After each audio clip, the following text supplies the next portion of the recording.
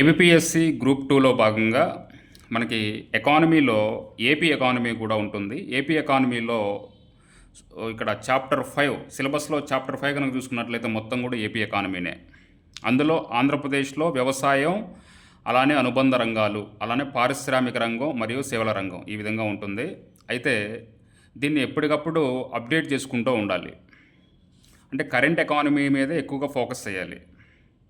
సరే, ఇప్పుడు ఆంధ్రప్రదేశ్లో మనకు నూతన ప్రభుత్వం ఏర్పడింది. నూతన ప్రభుత్వం ఏర్పడిన తర్వాత కొన్ని కార్యక్రమాలకి లేదా పథకాలకి పేర్లు మార్పులు చేస్తున్నారు.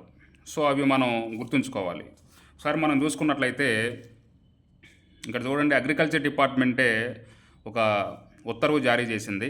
Department of agriculture change of names of schemes or programmes with immediate effect orders issued recognised. ఇక్కడ మనం చూసుకున్నట్లయితే కొన్ని స్కీమ్స్ ఉన్నాయి లేదా ప్రోగ్రామ్స్ ఉన్నాయి, వాటిని రివైజ్ చేసి వాటి నేమ్స్ కూడా మార్చారు. ఈ క్రాప్ ఇక మీదటగా దీన్ని ఈ పంట అని అంటారు.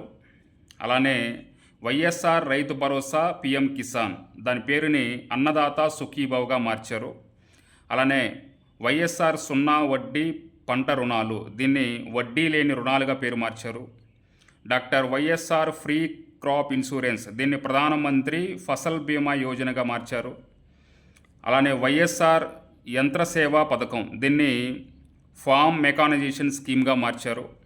అలానే doctor YSR agri testing laboratories దీన్ని ఇంటిగ్రేటెడ్ అగ్రి ల్యాబ్స్గా మార్చారు. అలానే వైఎస్ఆర్ యంత్ర సేవా కేంద్రం దీన్ని విలేజ్ ఆర్ క్లస్టర్ సిహెచ్సిఎస్గా మార్చారు. అలానే వైఎస్ఆర్ యాప్ దీన్ని విఏఏఏ అంటే village agriculture assistant performance monitoring app ఇలా పేరుగా మార్చారు. అంటే 8 స్కీమ్స్ ఆర్ ప్రోగ్రామ్స్ని పేర్లు మార్చడం జరిగింది.